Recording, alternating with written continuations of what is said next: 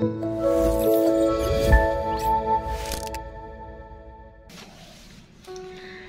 pagi Bapak Ibu Saudara yang dikasihi dan diberkati oleh Tuhan. Shalom. Jumpa kembali dalam sarapan rohani pagi GNHBN Basel pada kesempatan ini. Kiranya saya jumpai Bapak Ibu Saudara semua dalam keadaan sehat, penuh dengan sukacita dan tetap semangat. Sebelum kita bersama mendengarkan firman Tuhan, mari kita berdoa.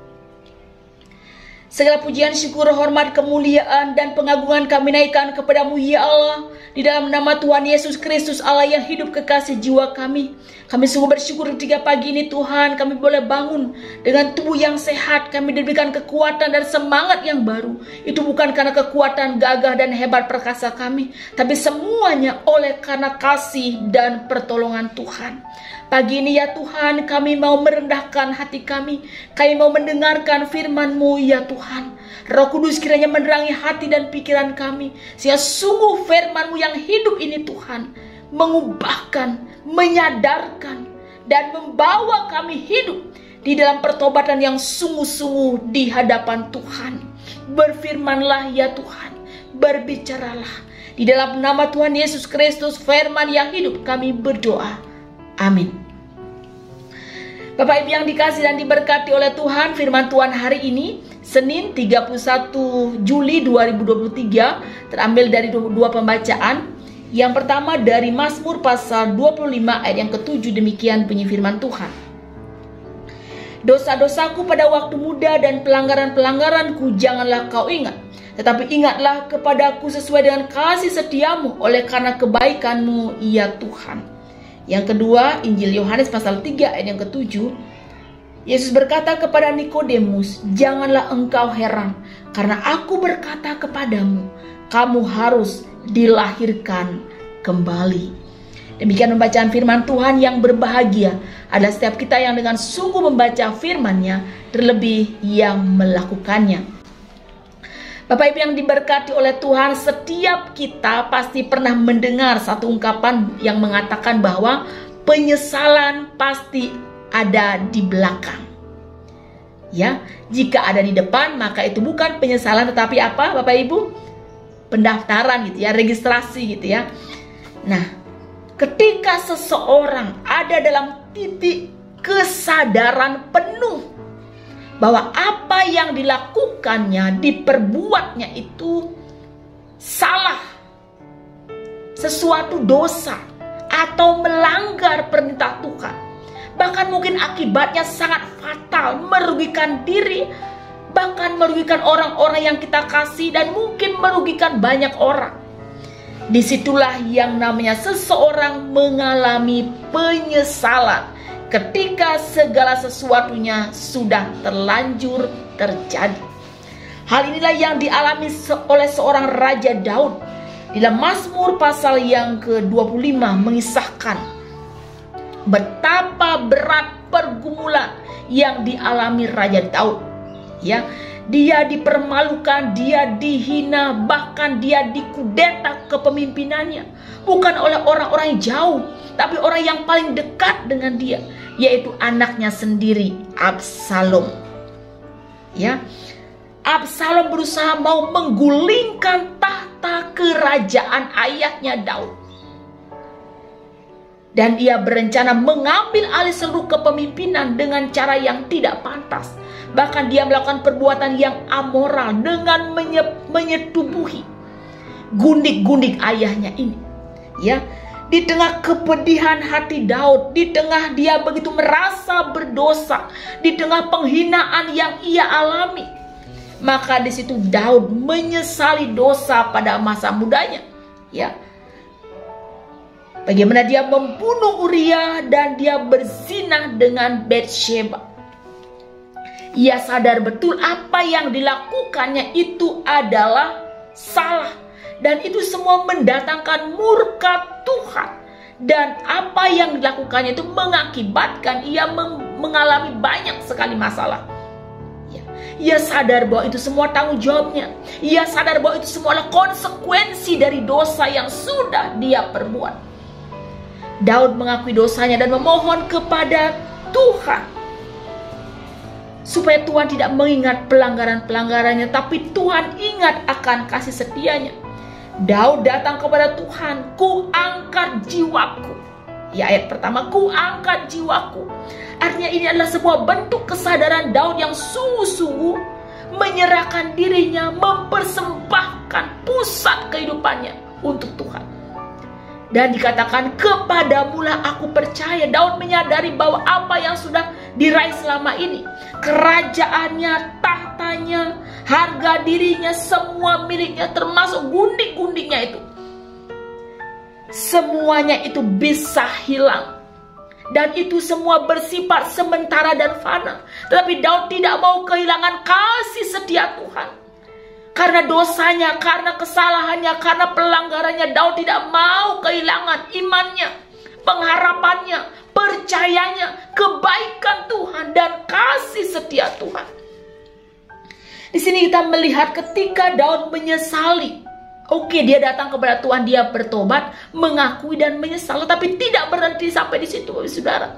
Bahwa Daud harus merespon semuanya itu dengan apa? Dengan sebuah tindakan pertobatan, ya, pertobatan hidup, perubahan hidup, transformasi hidup. Seperti apa yang menjadi percakapan Tuhan Yesus dengan Nikodemus, ya. Nikodemus adalah tokoh Farisi yang terkemuka. Dia juga anggota Sanhedrin, penguasa Yahudi saat itu. Ya, bagaimana orang menerima kerajaan Allah? Tuhan Yesus katakan orang menerima kerajaan harus dilahirkan kembali. Sehingga Nikodemus berkata, aku berkata kepadamu, sesungguhnya jika aku, dikatakan, tidak dilahirkan kembali, ia tidak dapat melihat Allah. Ya, bagaimana mungkin seorang dilahirkan kembali kalau ia sudah tua? Dapatkah ia masuk kembali ke dalam rahim ibunya? Kemudian dan dilahirkan lagi, tanya Nikodemus. Tuhan katakan bahwa apa yang dilahirkan oleh daging adalah daging. Apa yang dilahirkan oleh daging adalah daging. Walaupun seperti pemahaman Nikodemus, orang yang sudah tua kemudian masuk dalam perut ibunya, ya, walaupun itu bisa terjadi, itu tidak akan membuat ia mengalami kelahiran kembali. Karena apa yang dilahirkan oleh daging adalah daging. Manusia dikuasai oleh dosa. Tidak ada yang bisa mengubahkan. Kalau dia dilahirkan secara fisik lagi, ya, itu tidak akan mengubahkan. There is no evolution from flesh to spirit. Tidak ada, ya, evolusi dari daging menjadi roh. Itu tidak ada, impossible dan tidak akan mungkin terjadi. Walaupun mereka juga beranggapan bahwa saya ini orang Yahudi yang secara fisik jasmania, ya, yang merasa secara otomatis saya ini adalah pewaris, penerima kerajaan Allah. Tidak, karena apa? Karena orang Yahudi pun dilahirkan secara daging, dilahirkan secara manusia. Dan itu pun artinya bahwa ia masih dikuasai dosa dan perlu mengalami kelahiran kembali atau kelahiran baru. Orang yang dilahirkan oleh roh, dia bukan lagi daging, ya. Dilahirkan daging berarti manusia dikuasai oleh dosa, tetapi roh manusia dikuasai oleh roh, ya. Artinya manusia mengalami kelahiran baru. Ketika dia mengalami kelahiran baru, dilahirkan dari roh, maka di situ terjadi penyucian, pengampunan, pengudusan bagi setiap orang. Dan Bapak Ibu, kelahiran baru ini tidak ada campur tangan manusia sedikit pun, ya. Kelahiran baru ini secara mutlak adalah pekerjaan Roh Kudus atas diri seseorang. Sama seperti bahwa ketika kita dilahirkan secara jasmani, kita tidak melakukan apa-apa. Kita mau lahir di mana? Tidak bisa. Dari rahim siapa? Tidak bisa kita pilih. Semuanya pekerjaan Tuhan. Oleh sebab itu sama juga dengan ketika dilahirkan kembali, semua adalah pekerjaan Tuhan. Dilahirkan oleh roh. Dan ketika mengalami kelahiran oleh roh ini, berarti hidup seseorang itu diperbaharui hidupnya. bukan lagi dikuasai dosa, bukan lagi dikuasai daging, tetapi dikuasai oleh Roh. Sehingga hidupnya mengalami perubahan dan transformasi. Transformasi hidup yang mengubahkan orang tersebut. Jadi Bapak Ibu yang diberkati oleh Tuhan, penyesalan tidak berhenti pada mengaku dan sadar dan menyesal. Tapi penyesalan itu menuntut sebuah pertobatan. Konsekuensi dosa tetap ada. Iya, benar. Sekecil apapun perbuatan kita yang salah, itu ada konsekuensinya, saudara. Dan ketika ada penyesalan terjadi, Tuhan menuntut sebuah pertobatan, perubahan hidup, totalitas hidup kita yang sungguh-sungguh dipimpin, dipenuhi, dikuasai oleh Roh. Seperti introitus dalam minggu ini, Pak Ibu Saudara, demikianlah kamu bukan lagi orang asing dan pendatang, melainkan kawan sewarga dari orang-orang kudus dan anggota-anggota keluarga Allah. Penyesalan menuntut sebuah pertobatan. Itulah anak-anak Allah, keluarga Allah, yaitu orang-orang yang sudah dikuduskan dengan darah Kristus. Penyesalan menuntut sebuah pertobatan. Terpujilah nama Tuhan. Saya teduh untuk kita semua.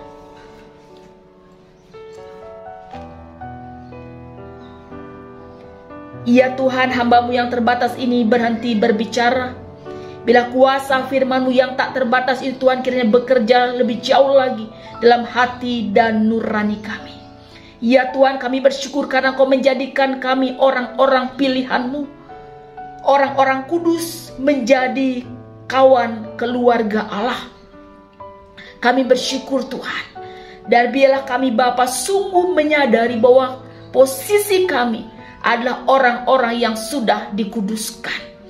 Bila kami sungguh-sungguh Tuhan meninggalkan setiap perbuatan dosa yang telah kami perbuat, baik itu melalui pikiran-pikiran kami, perkataan kami, terlebih perbuatan kami, bahkan mungkin kami nyaman di dalam dosa ya Tuhan, kami hidup di dalam dosa. Dan karena kekerasan hati kami tidak sadar bahwa kami telah hidup di dalam dosa. Saat ini kiranya Roh Kudus menyingkapkan semuanya itu dalam hati dan kehidupan kami. Dan biarlah kami ya Tuhan Yesus merespon semuanya itu dengan sebuah hidup pertobatan yang sungguh-sungguh mengandalkan Tuhan, yang sungguh-sungguh takut akan Tuhan, yang dipimpin, dikuasai, dipenuhi oleh Roh Kudus-Mu ya Tuhan. Terima kasih Bapa, ke Engkau kiranya memperbaharui terus hidup kami dari hari ke hari sampai kesudahannya tiba, supaya sungguh-sungguh Tuhan kami memiliki hidup yang berkenan di hadapan Tuhan. Berkati seluruh jemaat Tuhan Galang Ninggiang Abian Base, dimanapun mereka berada ya Tuhan, dengan segenap pergumulan-pergumulan yang ada dalam kehidupan anak-anak, suami, istri, dalam kehidupan dimanapun mereka berada Tuhan, dengan pergumulan yang sedang mereka hadapi. Sekiranya yang sakit Tuhan menyembuhkan mereka, sekiranya yang sedih Tuhan kiranya berkenan menghiburkan mereka, sekiranya yang berbeban berat Tuhan memberikan mereka kelegaan. Ya Tuhan, bila Kau yang menguatkan setiap hati, Tuhan mengubahkan setiap hati.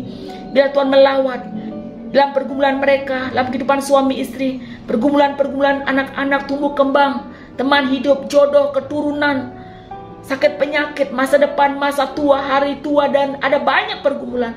Tuhan, kami percaya bahwa Tuhan Yesus lebih besar dari persoalan-persoalan yang kami hadapi. Dan pengharapan kami di dalam nama Tuhan Yesus tidak pernah mengecewakan.